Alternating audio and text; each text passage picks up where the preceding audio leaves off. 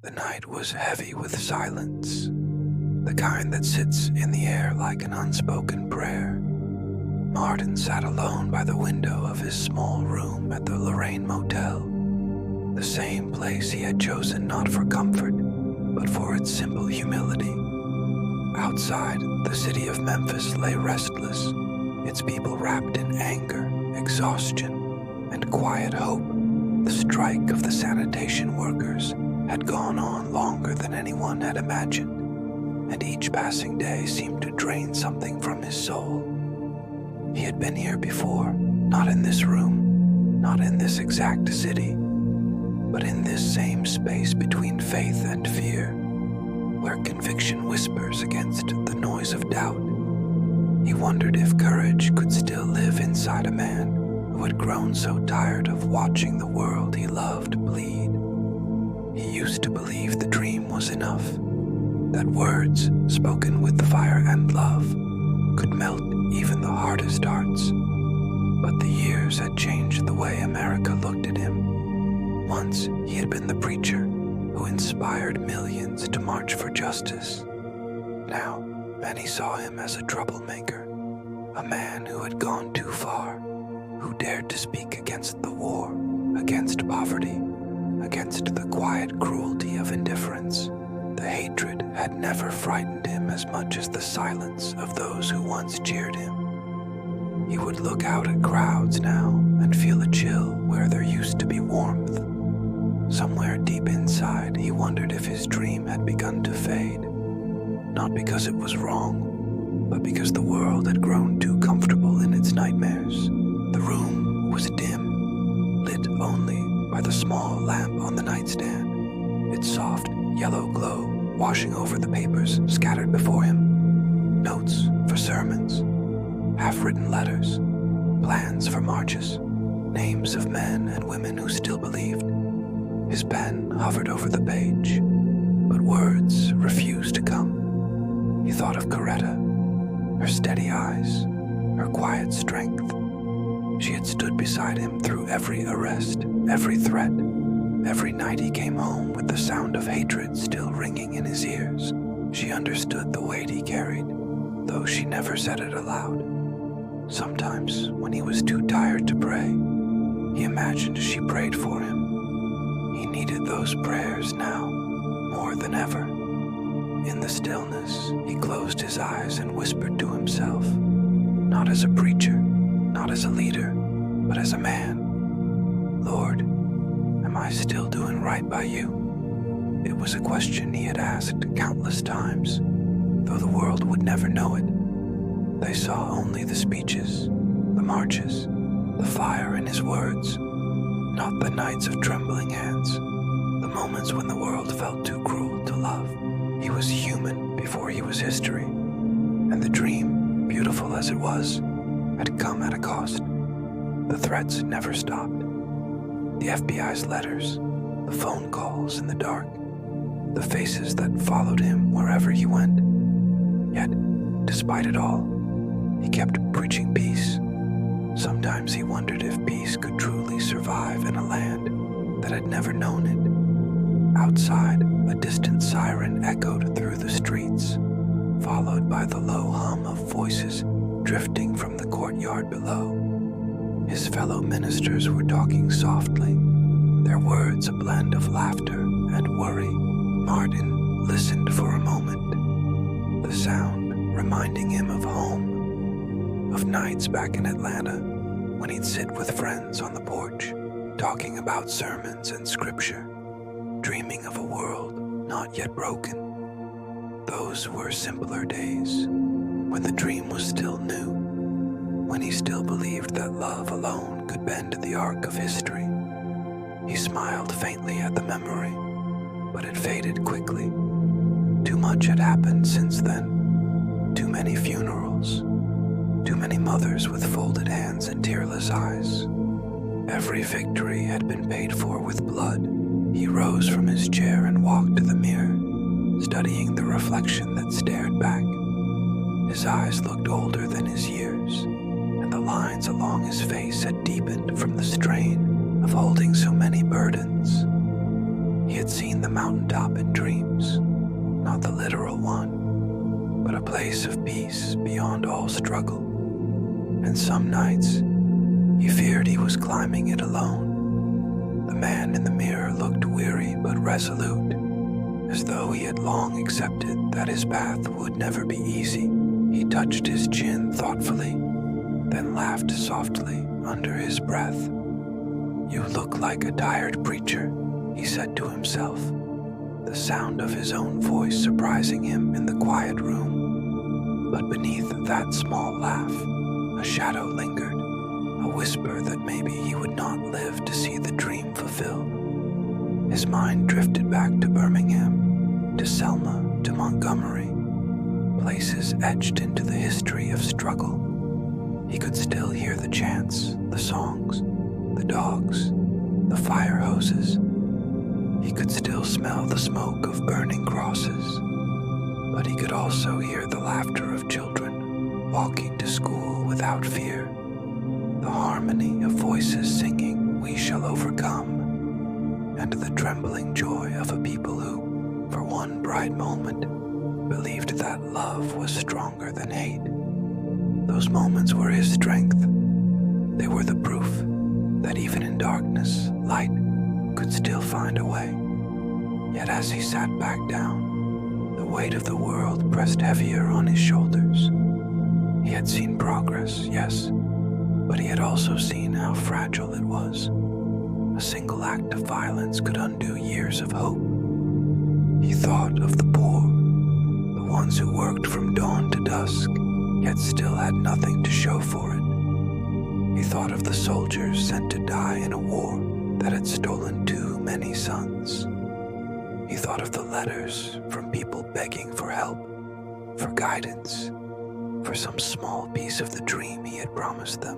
And he thought of the faces that glared back at him when he spoke against the war, faces that once smiled in the crowd but now looked away. It was easy to love him when he spoke of unity, harder when he demanded justice that cost something. The dream had grown heavier because truth had always been heavier than comfort. He leaned back and closed his eyes, feeling the rhythm of his own breathing. In that quiet moment, he remembered something his father used to say: "The measure of a man is not where he stands in comfort, but where he stands in challenge." Martin had built his life around that truth, but as he grew older, he learned that challenge wasn't only external. It came from within, the quiet wars between faith and fatigue, between purpose and pain. He had given everything, his time, his family, his peace, and yet he could not shake the feeling that he had not given enough. "Perhaps," he whispered, "that's what faith truly is. Walking forward even when you can't see the road." There were moments in the stillness of dawn when he felt close to something divine, not the booming voice of God in thunder, but a soft, steady whisper that told him to keep going. It came to him in buses filled with weary marchers, in church basements, where children sang freedom songs, in the trembling hands of men who refused to throw a stone back. That whisper had carried him through prison cells and hospital rooms, through nights of fear and mornings of resolve. It was there even now, though faint beneath the exhaustion. "Keep walking, Martin," it said. "Keep believing, even when belief feels like madness." He opened his eyes and stared again at the scattered papers. There was a note he had been meaning to finish, a message for the next Sunday service. The words were simple. "We must stand together not only for racial justice, but for economic justice, for peace, for the very soul of humanity." He paused, tapping the pen against the table. How strange it was, he thought, that peace could demand such endless struggle. He smiled faintly again, remembering something Coretta once told him. "You carry too much of the world inside you." Maybe she was right, But how could he not? He had seen too much to close his heart. A soft knock came at the door. It was Ralph Abernathy, his closest friend. "Martin," he said quietly, "we're heading out for dinner. You coming?" Martin hesitated, then nodded. "In a minute, Ralph." When the door closed again, Martin remained seated for a long time. He wanted to believe there would be more tomorrows, more sermons, more laughter, more time to watch his children grow. But deep inside, he knew the hour was growing late. History had a strange way of circling back, and he had long felt the chill of destiny following him. Yet even that did not frighten him as much as the thought of leaving the dream unfinished. He rose once more and walked toward the window, pulling aside the curtain. The evening light fell gently across the courtyard, where a few men were talking and laughing by the railings. He could hear faint echoes of gospel music from a nearby church, the kind that always made him feel both sorrow and hope. It was the same song his mother used to hum when he was a boy, back when the world still seemed simple. He watched the sky turn from gold to deep blue, and for a brief moment, everything felt still, as if time itself was holding its breath. He wondered if the dream would survive him, if love would still find a voice after his was gone. Maybe that's all any man can hope for, he thought, to plant a seed and trust that someone else will water it. The wind moved gently through the open window, carrying the faint scent of rain and distant earth. Martin stood there, eyes half closed, breathing it in. The dream had taken him across the country, across oceans of hatred and hope alike, and though he was tired, there was something inside him that would not die, a spark of belief that love was still the only answer. The world might crush the body, but it could never truly silence the voice that spoke truth. He pressed his hand against the glass, feeling the coolness against his palm, and whispered to the night, "I am still here. I am still dreaming." And in that whisper, somewhere beyond the quiet streets of Memphis, the dream breathed again, soft, fragile, but alive. The morning came quietly, dressed in a pale gray mist that hung over Memphis like the breath of something waiting. Martin rose early, long before the others stirred, his body still carrying the weight of the restless night before. The air was cool, heavy with the smell of wet asphalt and magnolia. He stood by the window again, watching the slow awakening of the city, the distant hum of cars, the first voices of children, the faint echo of church bells that seemed to come from another world.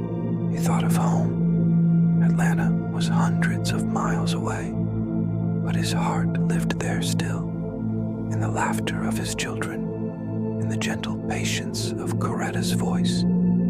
He missed them fiercely, though he would never admit it out loud. A man who carried a nation's dream had no luxury for longing. He turned to the table where his notes lay, half-written speeches, outlines for the Poor People's Campaign, a reminder of meetings yet to come. The handwriting was hurried, uneven, the ink smudged in places from nights when his thoughts had run ahead of his hand. There was something beautiful and tragic about the papers, a record of one man's attempt to reason with the chaos of the world.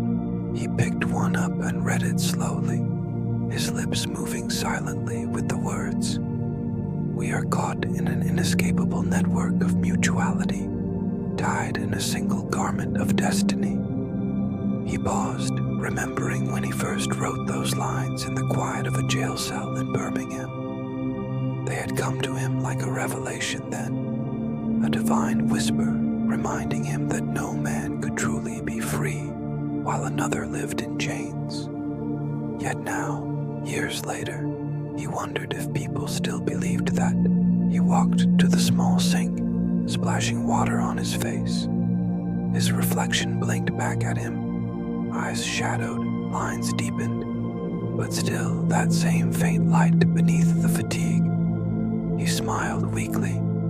"You still believe, don't you?" he murmured to the man in the mirror.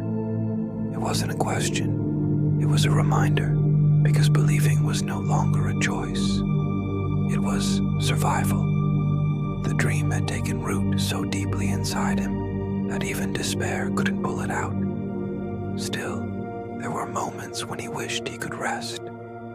Just rest, without thinking of marches or sermons or the next crisis. But rest was a gift he had long since given away. When Ralph Abernathy knocked at the door again that morning, the sound came as both comfort and an interruption. "You ready, Martin?" Ralph's voice carried its usual warmth, a tone that always sounded halfway between concern and brotherhood. Martin opened the door and smiled. "Almost, Ralph. Let me grab my notes." Ralph looked him over for a moment, studying his friend's tired eyes. "You need to eat," he said. "You can't save the world on coffee and hope." Martin laughed softly. "Hope's got more nourishment than you think." They left it together, stepping out into the brightening morning. The streets of Memphis were alive with energy. Workers marched with signs that read, "I am a man." The words were simple, powerful, and painfully true. Martin watched them from the car window as they drove past. Men with weary faces and worn hands, walking for dignity more than for pay. They reminded him of his own father, a preacher who had taught him that the measure of faith was not in how loud one could shout, but in how quietly one could endure. These men were the living proof of that endurance. They carried no weapons, only conviction. And in their slow, deliberate steps, he saw the heartbeat of something sacred. The rally that day was small but spirited. The church they used as a gathering place was filled with voices, old and young, black and white, tired and trembling, but still singing. When Martin stepped to the pulpit, the room fell into a hush. His voice began softly, almost like prayer. "We are all tied together in this great house of humanity," he said, his words flowing like a river, finding its course. "And when one man is forced down, all of us are pulled down with him. That's why we must stand together, brothers and sisters, because injustice anywhere is a threat to justice everywhere." The crowd answered with a murmur of amends, but he could feel something different in the air, a sadness, a quiet knowledge that these words might be among his last. He spoke for nearly an hour, though it felt like only minutes. When he stepped down, the people pressed around him, shaking his hand, thanking him, pleading with him to stay safe. One woman, her face lined with years of labor, grasped his arm and whispered, "You've done enough, Reverend. Let God handle the rest now." Her words struck him harder than she could have known. He smiled gently, squeezing her hand. "God's been handling it all along," he said. But as he walked away, he felt the weight of her plea linger. That night, back at the motel, a thunderstorm rolled across the city. Rain drummed against the roof like 1,000 small fists. Martin sat again at his desk, unable to sleep. His mind wandered through the years. Montgomery, when he was just the 26, nervous but determined. The bus boycotts that tested his resolve and nearly broke his spirit. The jail cells, the marches, the death threats. It was strange how memory softened even the hardest moments. The fear had been real, but it had never defeated him. What haunted him now were not the dangers of those days, but the question of what came next. What happened when the dreamer was gone, but the dream still unfinished? He picked up his Bible, the one he carried everywhere, and flipped through its worn pages. his eyes fell on a verse from the book of Amos. Let justice roll down like waters, and righteousness like a mighty stream. He closed the book and whispered it aloud, feeling the rhythm of the words against the steady rumble of the storm. Justice like waters, righteousness like a stream. It sounded so simple when the prophet said it, but in the real world, the waters came slowly and often at a terrible cost. Lightning flashed outside, illuminating the room for an instant. He thought again of his children, Yolanda, Martin III, Dexter, Bernice, each one carrying a piece of his dream without knowing its full weight. He prayed silently for them, that they would grow up in a world kinder than the one he had known. Lord, he whispered, don't let them carry my cross.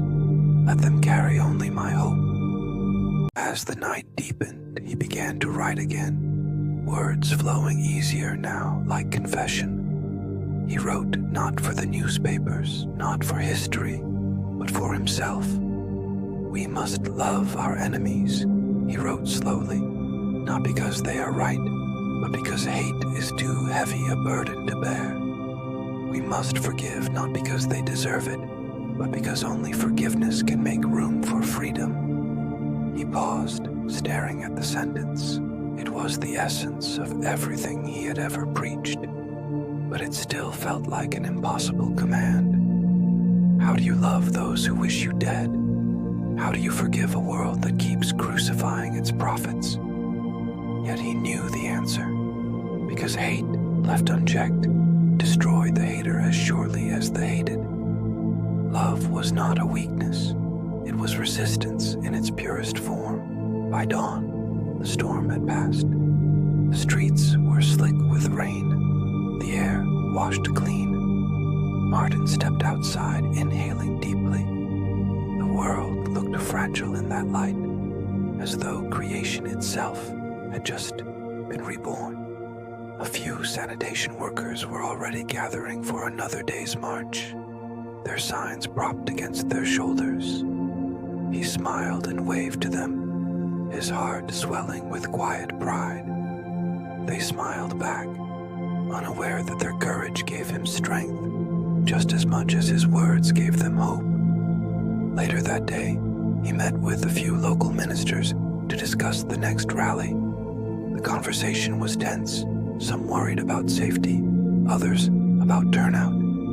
But Martin's tone remained calm. We've come too far to turn back now, he said gently.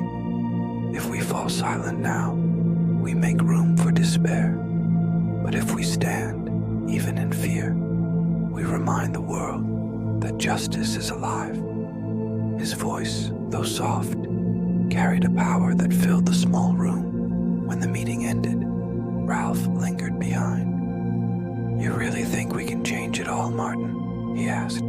Sometimes it feels like we're just patching holes in a sinking ship. Martin smiled, eyes tired but kind. Maybe we can't change it all, Ralph, but we can change enough. And sometimes enough is all that God asks of us. That evening, as twilight descended over the city, Martin found himself drawn once again to the pulpit. The church was nearly empty now, only a few people cleaning up after the day's work. He stood there for a long while, running his fingers along the wooden edge, remembering all the places where he had stood before. The churches, the rallies, the marches where he had shouted until his voice broke. And now, as he stood in silence, he realized that something profound. His voice had never belonged to him alone. It was a vessel, a current carrying something far greater. He knelt for a moment and whispered, If my time is near, Lord, let it be not in vain. The words came out calm, steady, without fear. He had been thinking of death often lately, not with dread, but with a strange kind of peace. He had seen too many good men fall, too many dreams cut short.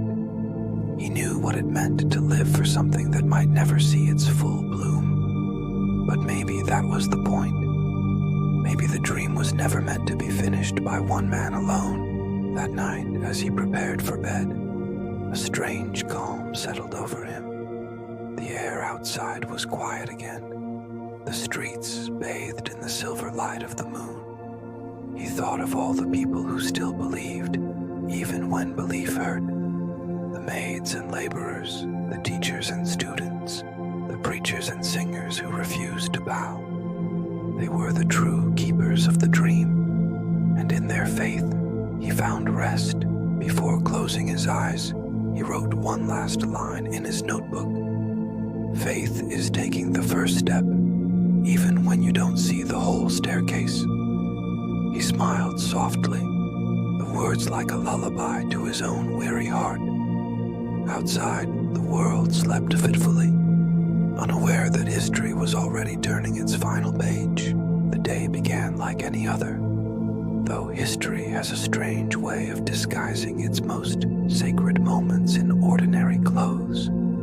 The air in Memphis that April morning carried a strange stillness, the kind that hums beneath the surface, like a breath held too long. Martin woke to the sound of distant laughter drifting from the courtyard below, the voices of his friends greeting the sun. He dressed slowly, buttoning his shirt with deliberate care, as though each small motion steadied him against the unseen weight of the day. The mirror caught his reflection once again, the same tired eyes, the same quiet strength. But this morning, there was something different in his expression, a stillness that felt almost prophetic.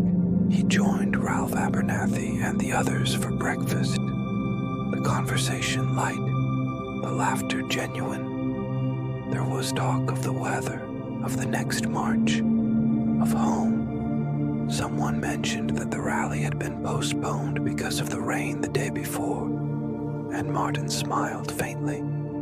The Lord controls his own calendar, he said, his voice carrying its usual softness, that gentle rhythm that made even the simplest words sound like a sermon. The men laughed, but the laughter felt fragile, as though everyone sensed deep down that the air around them was holding something sacred and sorrowful. As the day moved on, he met with local pastors to finalize plans for the Poor People's Campaign. He spoke of unity, of nonviolence, of love, the same themes he had carried like armor for years. But beneath the calm cadence of his voice, a shadow lingered.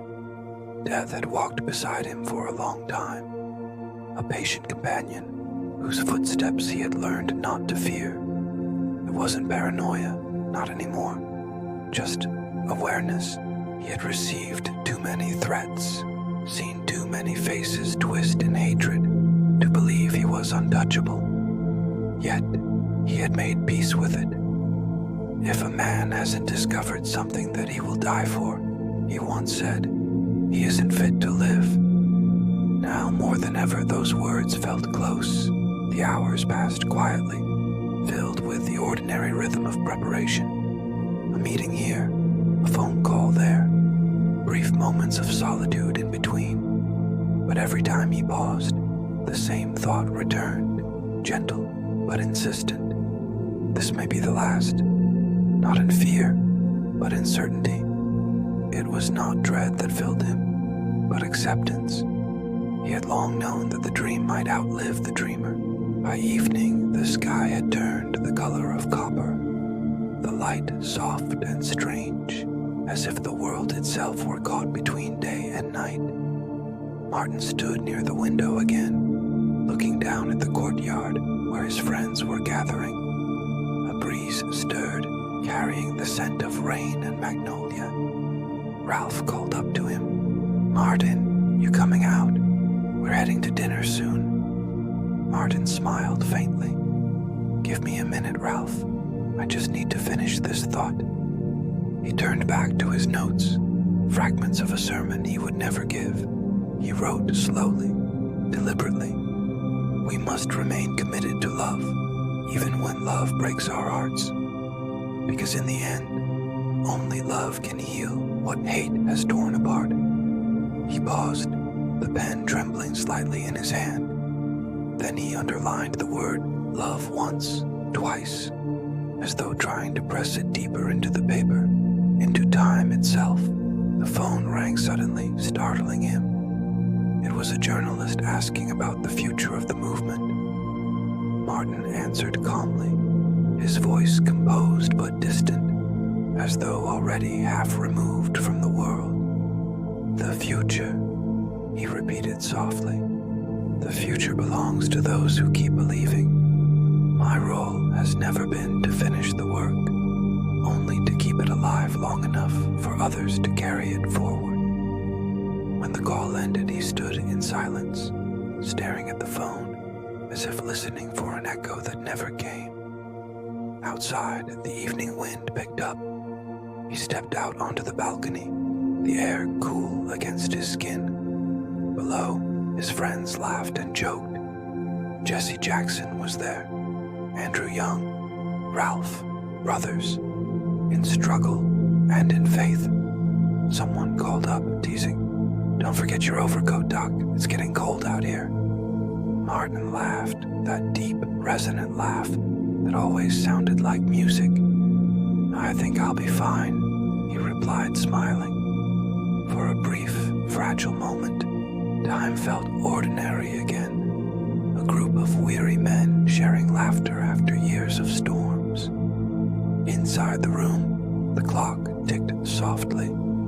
History held its breath. And then, in a single flash of sound, the world broke.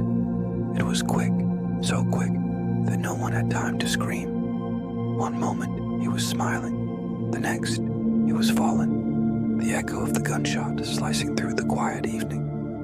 The laughter below turned to shouts, to panic, to disbelief. Ralph ran forward, his hands trembling as he tried to hold him. The others shouting for help, for doctors, for God himself. The air smelled of gunpowder and rain. Martin lay there, motionless, his face calm, his eyes half open, as if still watching something beyond the horizon. For those who stood around him, time lost its shape. The dreamer had fallen, but even in that moment, even as chaos erupted, there was something profoundly still, almost holy in the air. It was as though the world itself bowed its head in mourning. They rushed him to the hospital, but deep down, they already knew. The bullet had done what years of hatred could not. It had silenced his voice, but only for a moment. For outside the sterile walls of that emergency room, something vast and unseen stirred awake. When the news spread, it moved like wind through the streets of Memphis, across cities, across oceans. People cried in their homes, churches filled with sobs, and in every corner of America, hearts broke. But beneath the grief, a quiet fire began to burn, not of vengeance, but of remembrance. The man was gone, but the message remained, echoing through the cries, the prayers, the silence. "I have a dream." In Atlanta, Coretta heard the news and sank to her knees. The children were asleep, their small breaths soft against the night. For a moment, she couldn't move. Then she rose slowly as if guided by some invisible strength, and whispered, "He's home now." There were no tears yet, just the still, cold understanding that the world had changed forever. In Memphis, the storm returned that night, rain falling in waves, as though the heavens themselves were weeping. Crowds gathered outside the motel, candles flickering in trembling hands. Some sang hymns, others simply stood in silence. The balcony where he had fallen became a shrine, the railing stained by history. Someone whispered, "He saw it coming," and another replied, "He kept walking anyway." And that, perhaps, was the truest thing that could be said of him. Days later, when his body was carried through the streets of Atlanta, the crowds stretched for miles. They came barefoot, in suits, in uniforms, in silence. They came carrying flowers, photographs, tears. The mule-drawn cart that bore his casket creaked slowly down the road, surrounded by a sea of faces, black, white, old, young, all bound together by grief and gratitude. Somewhere, faintly, a song rose. We shall overcome. The words drifted through the air like a promise, and yet, amid the mourning, there was also something else, a strange peace, because the dream had not died with him. It had been sown too deeply into the soil of human hearts to be buried. Every march that followed, every voice that rose for justice, carried a piece of his echo.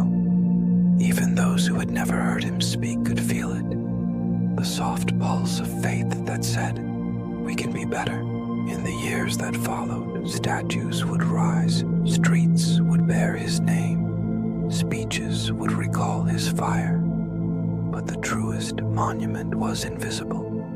It lived in the quiet choices of ordinary people who refused to hate, who chose love even when love cost them everything. It lived in the young student who stood against injustice, in the mother who taught her child kindness in a cruel world, in the preacher who still believed that words could heal. The dream had multiplied, carried by countless unseen hands. Sometimes, when the world seemed especially dark, people would play his speeches again.